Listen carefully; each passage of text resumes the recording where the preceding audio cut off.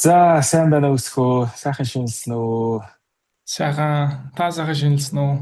Сайхан. За, сайхан юу байна? Ажил албанд өндөр байна уу? Ажил сайн. Сая баяр амралт гэж дуусчаад нэгтгэс ажилдаа орчоод юмудаа хийгээл Мгм. тэгэл явчлаа. За, окей. За, өсгөө өөрийгөө давчхан танилцуулаач. За, намайг Өсгөр гэдэг. Одоо e-commerce хийгээд ер нь бол жил 2 сар гаруй хугацаа болж байна.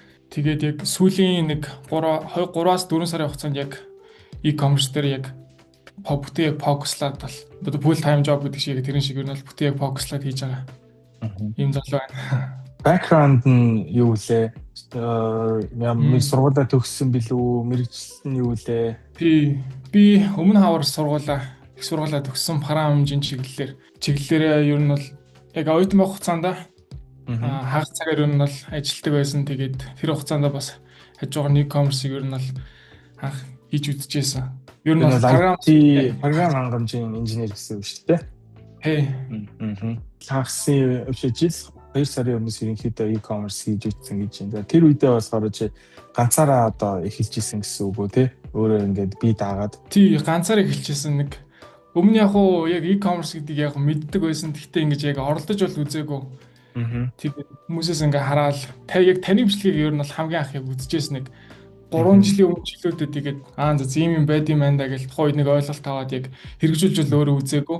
Тэгээд яг эхлэх болсон шалтгаан их юм бол нөгөө л нэг яг санхүүгийн асуудал түрэл нэг тиймэрдүү байдлаас эхлээл за ер нь нэг юм хийж бүтээ ядчил нэг борлуулалт хий үзчихье гэдэг юм бол үүднээс яг өөрөө ганцаараа эхэлчихсэн. Хэдий нөгөө найзтайгаа уриалаад ингээд хэдүүлээ хамтдаа ингээд явъя энэ гэж яасан ч гэсэн нөгөө яг зорилго нэгтэй биш болохоор их юм уу да ингээд ерөөсөө юу нь бүртгүү за ер нь бол ганцаараа л хийчихье гэл тэгэл шууд эхэлчихсэн дээ. За тэр үед одоо ганцаараа хийгээд ихтэй ингээд ер нь хэр амжилттай яв борлуулалт тэмдэгт хийвээ. Одоо ямар шиг байсан бэ?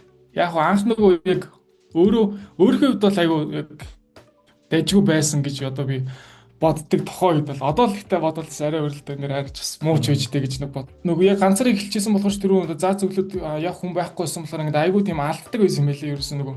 Ерөөсөө л ингээд мэдлэгийн ингээд зөөрөнүүд айгүй их гардаг. Ганцаараа хийгээ явах нь амар нэг хард ворк хийгээл ер нь л их шаарддаг байсан. Хариу замаар яваад. Тэрийгэж дагаад нөгөө ингээд борлуулалт удаа ингээд нэг хэвэндээ багаар өссөн гэхдээ тийм яг сайн бол өсч чадахгүй тэгэл нэг л хэвэндээ байгаад идэг гэсэн. За, эсвэл community-д ороод тэр одож байгаа үлээ. Ер нь яагаад community-д орохоор шийдэв? Тэгээд ер нь орсноос хойш ер нь ямар өөрчлөлт гарав? Тэ өмнө нь бол ингээд ганцаараа одоо жишээл хийгээ яваад ирсэн байна. За, community-д ороод яг ингээд системтэйгээр ингээд юмнуудыг ингээд бүгдийг ихнээс нь үзээд яг өөрөө тэрийг хэрэгжүүлээд явхад ямар өөрчлөлт гарсан бэ? Тэр талаасаа одоо өөрийнхөө туршлагаа хуваалцчих. Би community-д болохоор яг хамгийн анх яг нөгөө нэгдэгтэн шууд яг орж исэн байхгүй яг тухайн үед би нөгөө яг Америкт байж таарад тэгээ за ямар ч байсан яг нэг таныг нөгөө өвн би ингээд YouTube дээрх одоо бичлэгүүдийн ер нь бол гүйлгээд үзсэн. Тэгээд ийм хүн байд юм байна гэд нөгөө Instagram дээрх channel дээр бас орсон байсан. Тэнд дээр шүү мэдээлэл ирэхээр үзэж ийм гоё юм нэгж байгаа юм шүү дээ. Шууд ороод үзье гэж шууд анх нэгдэгт нь орж исэн. Яг нөгөө яг ордог үедээ болохоор би нөгөө Америкт байгаад нөгөө бас аялж маялаад ингээд явжсэн болохоор яг ингээд юмудаа яг хийж чадахгүй байсан байхгүй ингээд цаг мөчлөнийг бүрдэхгүй гэх юм уу да нэг ямар ч гэсэн боломжгүй байсан. Тэгэл баг өдөрт ганц нэг хичээл нэг харцдаг байсан. Тэгэл яг Монголд ирчээд болохоор яг за яг юу их үү яах уу хийж байгаа гэж байгаад яг нөгөө яг системтэйгээр бүр ихнээс нь үзээд тэгээ шууд хийгээд гэлсэн. Борлуулалтын үед гэх юм бол анх яг өөрийгөө явдаг байхад ер нь бол нэг 2-оос 3 сая нэг хитэ 4 сая ер нь бол хийдэг байсан. Тэгээд дунджаар нэг 2-оос 3 сая тэгэл ингээл байгаа нэг хэвэндээ байгаа л тэгээ яаж нэмхүүч гэж нэг өөрөө тухайн үед нэг амар нэг боддгоо байсан гэх юм уу да мөнгөний эрэхтэй бол бараа авчираад ингээд зарчиндаа ингээд чиндэг тэрнээс бол яг ингэж бүтэн ингээд ажил хэрэг болгоод бол ер нь л харддаг байсан. Тэгээд community-д орж эхлснээс хойш миний борлуулалт ер нь бол дайггүй өссөн. Яг бүх юмудаа ингэж ойлгохгүйсэн алдчихсан зүйлүүдээ бүгдийг ингээд гоё танаар ингээд заалгаж аваад тэгээ хэрэгжүүлээд явах бүрэн боломжтой байсан болохоор бол маш ер нь бол зам бол хэлбэрчилж өгсөн гэж бол би бол бодож байгаа. За, одоо болохоор борлуулалт нь ер нь сарын хэд байна? Хэд байгаа вэ? Борлуулалт болохоор өмнө сар дунджаар нэг 10 гаруй л явж байгаа. Тий. 10 гаруйс борлуулалт хийгээд өмнө сар нэг 20-ыг хийсэн тий. Өмнө сар гэдэг чинь 1-р сар гэсэн үг үү? Тий, 1-р сард 20-ыг хийсэн. Тэгээ одоо яг ер нь тэгэл угаасаа ингээл дээш доошоо хэлбэлзэл явдаг л да бүх юмнаас шалтгаална. Тэгээд одоо баяр ёслол нас бол тийм үү.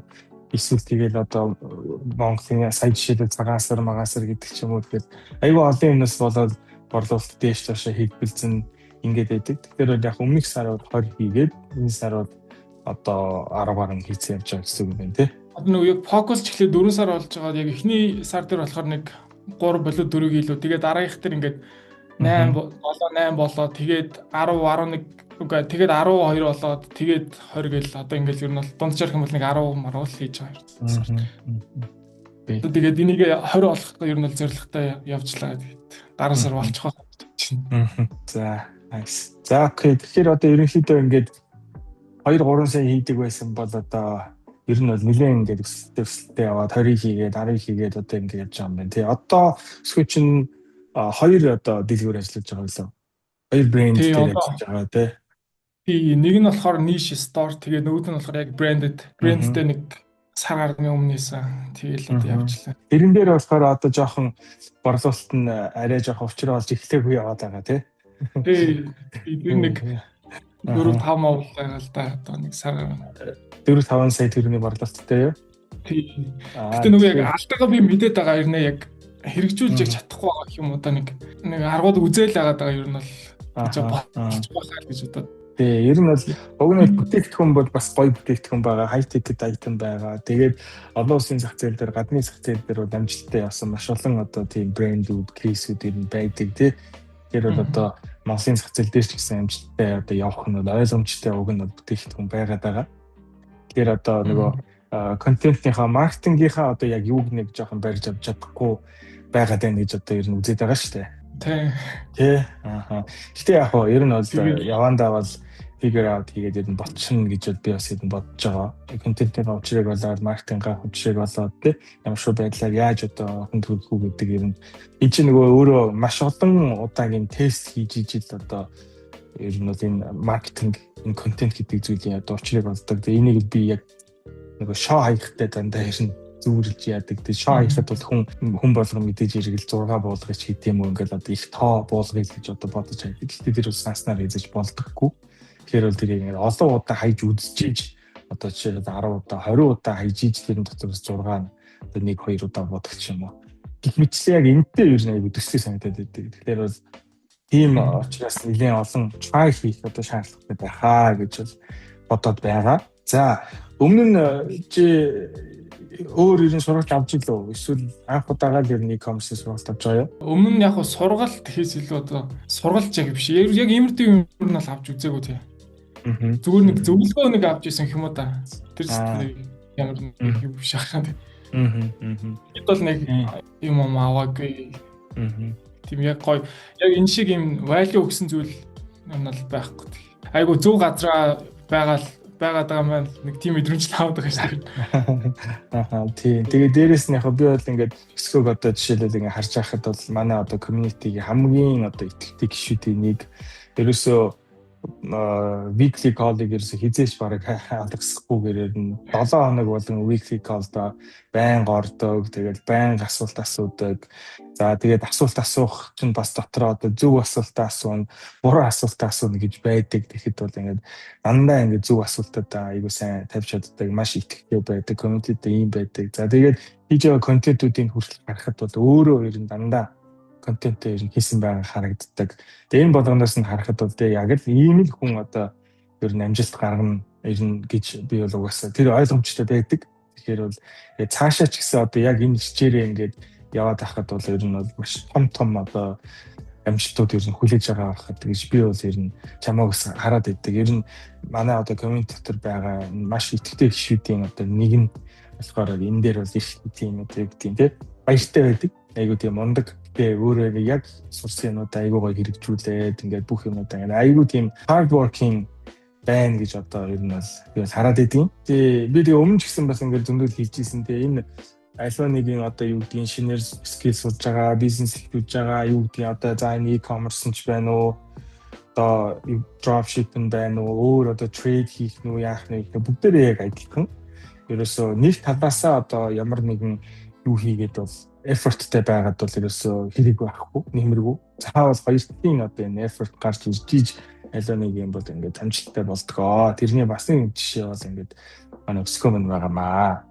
За одоо ер нь ямар одоо энэ чи ингээд юугаа ажиллуулад хэдэн сар болчлоо. Хоёр ч одоо дэлгүүр брэнд ажиллуулад явж гин. Тэгээ энэ хугацаанд одоо жишээлбэл ямар хүндрэл бэрхшээл гарч ирж байна. За яг одоо тулгамдж байгаа асуудал юу вэ те?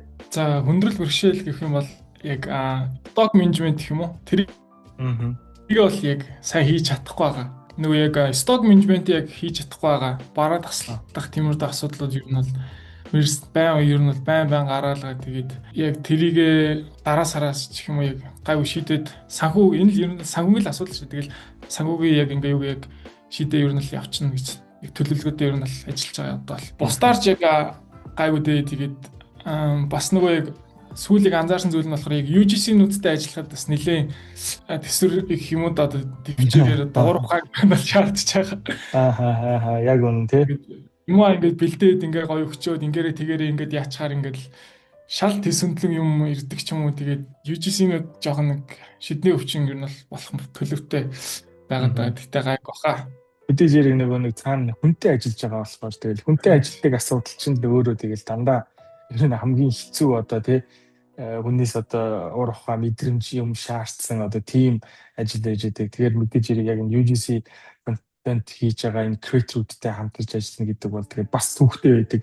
Эдрийгээ оолно, тэгээд эдэртэй юмаа хийж ойлгуулна. Тэгээд за одоо яг энэний дагуу хийгээд өгөөрэй гэхэд одоо буруу юм хүрээд ирэн тэрийг нь буцаагаа засуул байрах нэтэрэ гэдэг одоо айгүй асуудлууд ирнэ яадаг л да одоо гарч ирдэг. Тэгэхээр бол энэ бол яг хөө тэгэл явандаа одоо ингээд олон UGC creator-уудтай, content creator-ууд, influencer-тэй хамтраад ингээд ажиллаад эхлэхээр явандаа бас арай гайгүй одоо ингээд өчтэй болоод эхэлдэг юм байгаа. За тэрнээс өөр бол бусдаар бол гайгүй гэж бодож байна тий.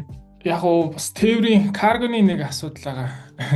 Миний нэг яг одоо нэг дэлгүүрийн юу бараа мөн жоох нэг тийм овертойд талтай болохоор бас каргоны асуудал бас харах бас яг нэг аргалсыг л яваад байгаа л да яг гоё ингэж системчлэл надад илүү амар болох гэдэг юм уу? Миний ажил бүр хамаагүй хөнгөвчлөөд тэгж бас арайч чадахгүй байгаа. Тэгэл яаж тэргээ сайжруулах вэ гэхэл ер нь арга замуудыг хайгаалт уршаал байгаа гэдэг. Аяндаа болно доо. За анхны ер нь хөрөнгө оруулалт хэдээр хийж ирсэн бэ? Ер нь яг ингээд бизнесээ хийгээд ингээд явж байхад тэгээд тэрийг одоо хэр хурдан нөхчин одоо мэдээж хэрэг нөхцөн байгаа байх. За ашигын маржин одоо жишээлбэл хэд байна тий? Тиймэрхүү операционаас яваад. Би одоо болохоор нэг хоёр дэлгүүр ажиллаж байгаа. Эхнийх нь болохоор яг жил эхэлжсэн дэлгүүрээр би болохоор 20,000 төгрөгөөр яг эхэлжсэн яг нөгөө за захилаа үзчихээ зүгээр энийг ингээд нэг 20,000 нэг 40,000 монголчигээл тэгэл тэрийг ингээд авлаад хэдэд би ингээд явсан ч гэсэн ингээд яг нөгөө санхүүгийн менежментгүй улмаас ингээд олсон мөнгөд шууд тэр дорол ингээд гаргаж чаал байсан. Community-д орж ирснээрээ бас тэр мөнгөний бас менежментийг ер нь бас ойлгож эхэлсэн. Тий хоёр дахь юу гэх юм бол тэн дээр болохоор нэг 2,500 600 мянган доллараар ер нь бол 2,600 доллар. 2,600 доллар гэсэн тий. Энэ цаг юм шүү дээ. Бараг 10 сая төгрөг авцаа болсон байна гэсэн үг тий. Энэ болохоор ингээд бүх юмтай одоо ороод бүх юм нийлээд гэсэн үг үү тий. Тий бүх юм ороод. За. Тиймэрхүү. Ашигын маржин одоо хэд байна? Хоёр дэлгүүр чинь тусдаа ер нь өөр байна уу? Ойролцоо адилхан байна уу? Тий, эхний дэлгүүр болохоор ашигын маржин 30-аас ер нь л доош буулгадаг байл болох 30. Тэгэл яг дундчилж үзэх юм бол 30 орчим л байгаа. Зарим бараа 40 мөч гэж байгаа ч гэсэн ингээд үзүүлээ. Нөгөө юу болохоор 50 60% дээр ер нь л 50 жоохон гарантай харж байгаа. Nice. Окей. Ер нь манай Монголын ашигын маржин бол нэлээд өндөр байдаг. Өмнөх одоо чи community-д орж ирэхээс өмнө ашигын маржин энэ тэр ер нь зүг бодож исэн байна уу? Эсвэл буруу байсан байна уу? Эсвэл бүр аг буруу боддог байсан юм байлаа. Нэрэл яг таны хэлсээр ингээд одоо нөгөө нугалж зарна гэдэг л үү те. Тиймэрдүүл тэд нугалж байгаа гэж л ер нь ярьж явдаг. Тим одоо түүхэл хүмүүс юм байна шүү дээ. Яг ингээд нарийн ширийн бодоод үцхээр ингээд маш олон зардлууд гардаг юм байлаа. Өөрөө тэрийгэж мэдхгүй би энэ 50% ашигын маржинтай ажиллаж байгаа гэж ингээ хэлдэг л байсан бас тэр бол маш тавчаа ойлголттой байсан юм байна. Би бас одоо яг ингээл нэг онлайн бизнес хийж байгаа, e-commerce бизнес хийж байгаа гэдэг ингээ залуучуудтай уулзаад ингээ ярихаар ерөөсөө ашигын маржин гэдэг юм аа ерөөсөө огт бодож чаддаггүй. За яг чи наад дотор юу оруулсан яасан гэдэг ингээ асуухаар ингээ айгүй бүдэг бадаг юм хилдэг. Ямар ч тийм одоо томьёо момьёо тэр юм өмнөд оруулж ингэж бодох юм байхгүй. Тэгээд ер нь нэг юм бүдэг бадаг л нэг за тэр хавцаал гэдэг юм яриад явдаг юм байлээ. Тэгэхээр одоо бол нэг ер нь залуучууд ингэ тэрийг яаж чаддаг юм бэ гэдгийг бол мэддэг болсон. Тэгээд 50% гэж хэлэхэд бол за нэг 20-30% ч юм уу тэр хавцаал байгаа байх гэж гэдэг юм уу нэг тэгж ер нь багцаалдаг ингэ боддог болчиход байгаа. Юугаа ер нь яаж явуулж байна? Одоо маркетинг, ad, одоо бизнес менежер тий. Өмнө нь жишээлбэл чи ганцаараа өөрөө байхдаа яаж явуулдаг байсан? Одоо тэр чинь хэр өөрчлөгдсөн тий. Одоо контентуудаа өөрөө ер нь яаж хийж ийн тий. Хэр их одоо олон контент сарын дотор хийгээ тэрийг ер нь хэр их идэвхтэй сольж шилжүүлж шинжилж ийн. Тэр талаараа яг сурчлагын талд гэх юм бол өмнө болохоор нөгөө яг boost гэдэг товчон дээр л баг ер нь дардаг л байсан юм байл л да одоо бодоод тахаар. Тэгээ нөгөө ad account юм үгээ мэдэхгүй тэгэл нэг ямар ч нэг нээждэг тэргээр ингээл яачдаг. За ингээд дансаал ингээ оловчих юм байна. Энэгээр нэг $100 гэдээ явчих юм байна гэд нэрийн шир юм мэдэхгүй зүгээр л нэг баг л boost гэдэг товчон дээр дараа л ингээ явчихдаг. Тэгэхээр нь ажиллаж л байвал за зэн болж байгаа юм байна гэл ингээл ойлгоо яваад байдаг байсан. Яг ингээд нарийн ширийн юм ингээд үзээд явхаар бүр шал тэнгэр газар шиг ялгаатай хэлээд юм хэлээ л дээ. Шал хэрэггүй ингээд нэвэл зардлууд үрээд тэр бол зүгээр л мөнгөний гарцл хийсэл юм хэлээ л дээ. Яг тодорхой хэмжээнд ингээд ашиг нөгж байгаа ч гэсэн илүү сайн байх одоо боломж бол байдаг юм байлаа. Тэгээд контентын тал дээр их юм бол яг одоо тухайн контент ингээд хуучлах гээд эхлэхээр л юу дахиад ингээд сэргээгээд нэг юм хийждэг гэх юм уу да контентууд бол тий. Тэгээд сүүлийн брэнд дээр болохоор арай илүү бас нухацтай хандаад одоо яг value өгөхүйс яг тиймэрхүү контентуудыг бас хийж байгаа. арай жоохон өөр төрлийн контентууд хийж үзэж байгаа гэсэн үг үү тий. Өмнө нь болохоор яг би өөрөө контент дандаа л өөр ингээл хийгээд байдагс л та ингээл. Та ер нь хүн гоож яах өөрөө л хийж л та. Яг үндэ бас тийм биш юм байлээ л бас арай өөр ажиллана гэдэг чинь тий. Тэгээд бас нэг анзаарсан зүйл нь болохоор маркетингийн тал дээр ингэж нөгөө хэрэглэгчдийн тийм аман одоо PR хүү те тэр бас нэлээд бас үр дүнтэй юм байлээ ингэж. Том бүтээгдэхүүн хэрэг таалагдсан л бол хэрэглэгч ингээд одоо найз нөхдөд ч юм уу хамаатан садандаа ингээл гой санал болгох штеп юм байлээ. Тэн дээр дагалдаад бас нөгөө customer service бас айгүй нөлөөлд юм байлээ ер нь. Яг жишээ нь одоо надаас нэг бар авч ирсэн хэрэглэгч намайг ингээ айгүй таньдаг болцсон гэх юм уу да. Өө миний дүү наад одоо манай ахтай чамруу одоо залуун чи тэгэхээр наадгаа ингээ өгөө явуулаарай моолэр гэдэг ч юм уу бүр ингээ барыг хамаатан садангаас баг утгааргүй ч гэх юм ингээд нэг тийм холбоотой болсон. Тэгэл хэдэр нь ингээд цаашаа ингээд тараагаал байдаг. Тим юм айгүй их ажиллагдсан тэгээд. Яг үн тэр л одоо нэг бидний одоо яг хийгээд байгаа branded e-com гэдэг одоо метод энэ арга барил нэр нь бид нар нэг одоо customer гэдэг зүйлийг бол маш одоо чухалчилж одоо авдаг. Тэгээд нэг ч customer-ыг одоо тий муухай ойлгочих, unhappy customer-тэй болчихъя гэж огт боддоггүй. Яаж бүх customer-уудтай ер нь бол гоё харьцах уу? Яаж бүгдээринг нь happy байлгах уу? Бүгдээринг нь одоо нэг raving fan гэдэг одоо ингэ fan гэдэг англилд нь бидний одоо брендийг ингээд бүр ингээд дэмжлэг энэ англи руу нь оруулах вэ гэдэг дээр л ерөнхийдөө толгоогоо ажиллаж ер нь бас бодчихдаг. Тэгэхээр бас тэрний тий өрөөгөөж нь одоо жишээлбэл гарч ийна гэж ойлгож байна. Би ч гэсэн бас л одоо брэндүүд дээр бүгдээрэн дээр нь ажиллаж бодоод их хичээдэг. Яаж бүх customer-уудаа гоё happy байх уу гэдэг дээр анхаарал явдаг. Тэгэхээр бас тэрний одоо нэг юу гарсан байна гэж бодож байна. Одоо өдөр жишээлбэл хэдэн кампани явуулж байгаа вэ жээ? Одоо болохоор яг сток дууссан хүлээлтийн байдалд орж байгаа болохоор одоо л бүгдийг өөр нь унтраацсан байгаа.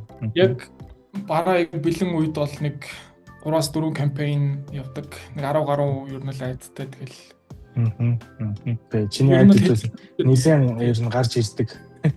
Гарч ирээд байгаа харагддаг тий. Тэгээд зарим бичлэгүүд нь бас нэлийн вайрал болсон бичлэгүүд ч гэсэн бас ингээ харагддаг. Тэгээд ер нь контент хийж байгаа юу ч юм бас нэлийн гоё одоо тий цаашаа ингээ бүр сайн ингээ хөгжүүлээд явбал бас нэлийн шил байхаар тэгж одоо ер нь анзаарагдаад байгаа. За окей.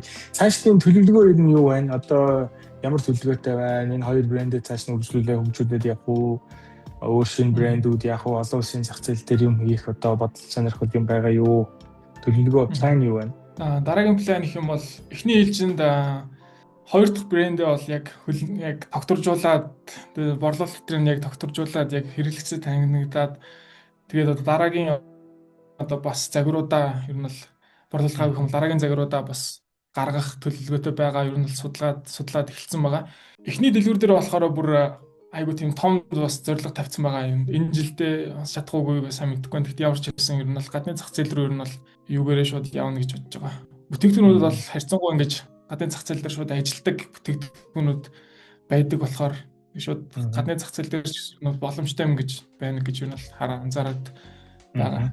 Тэр хүртэл ингээл өөрийгөө хөгжүүлээл, скиллээ сайжруулаад улам илүү энэ бол хүчрхэг болгох талаас нь ер нь бол ажиллаж байгаа гэх юм уу та. Окей, nice. За окей, ерөнхийдөө хоёулаа одоо ярилцах юм дуусч байна. Тэгээд чамд одоо өөр хэлэх юм байна уу тий? Үзэж байгаа хүмүүстээ эсвэл миний асуугаагүй иймэрхүү хэлчихсэн гэж бодож исэн юм байвал хэлээд тэгээд ярьцгаа өндөрлөе. За хоёр юм байна. Эхнийх нь болохоор миний нэг яг 7 хоног болгон яг колд ордог шалтгаан нь бол ерөөсөө юу гэдэг л та. Хэдий ингээд манай одоо community-ийн гишүүд одоо асуусан асуулт давхартай ингээ асууж байгаа ч гэсэн тэр болгон дундаас ингээ арай өөр өнцгөөс их юм уу да ингээ бас яадаг хүмүүс байдаг. Тэр болгоноос ингээ хүмүүсийн алдаанаас ингээ өөрөө би бас суралцдаг юм уу да. Энэ хүн гэсэн юм чинь би ер нь дараагийн дээр энэ дээр бол ингэж анзаарах хэрэгтэй байна, ингэж анхаарах хэрэгтэй юм байна. Тиймэрхүү зүйлсүүдийг бас ажигладаг. Тэгээд бас гişүүдийгээ ч гэсэн ер нь бол тогтмол бас оруулал бас ер нь хэрэгтэй зүгээр идэх шүү гэж бас ер нь бол бас уриалмаар байна. Тэгээд дараачих нь болохоор танд талархалтай бас илэрхийлэх гэсэн. Яагаад гэвэл ер нь бид нар чинь нэг бүрхий яг тийм мэдлэг тодорхой хэмжээнд юу байгаа ч гэсэн яг яаж хэрхэн ихээ мэдэхгүй хүмүүс одоо маш их байдаг. Тэднэрд одоо ингэж бид нар ингэ заа зөвлж, тэгээ замыг одоо чиглүүлж, тэгээ шорткат бас ер нь бол тодорхой дийлэж аваад одоо маш их баярлалдаг. За маш их баярлалаа. Маш гоё уриалга байна тий. Ер нь weekly call-до байнга идэвхтэй ороорой гэдэг. Ер нь бол weekly call дээр бол ер нь маш хэрэгтэй юмнууд ер нь яригддаг шүү дээ тий. Ер нь одоо ингээд янз бүрийн кейс мэс гэсэн ийм болсон да. Тэгээд сүүлийн үеийн шинэ мэдээлэл юу байна? Алдсан онсон түүх ер нь яасан ингээд ер нь чи өөрөө ингээд баг ингээд хичээл шиг ерөнхийдөө ингээд яадаг. Тэгээд уг нь бол 7 хоног ганцхан цагийг зарцуулаад тэгээд weekly call-до ороод тэгээд эндээсээ мэдэхгүй ойлгохгүй байгаанууд асуугаад ингээд явбал ер нь маш үр дүнтэй байдаг шүү гэхлээр бас тий. Эрэнгээсээ weekly call-до орохгүй байгаа одоо амжихгүй байгаа юм. Яг хоо recording нь мэдээж хэрэг үзэж байгаа байх. Гэхдээ яг live-аар ингээд ороод явбал бас зүгээр байдаг шүү. За тэгээд гоё одоо уриалга гаргасан маш их баярлалаа. За тэгээд талархлаа илэрхийлсэн бас их маш их баярлалаа. Цаашлих нь одоо ажил амьдрал бизнес бүх юмд нь одоо өндөр амжилт хүсье. За баярлалаа. Тань ч гэсэн амжилт хүсье. За баярлалаа.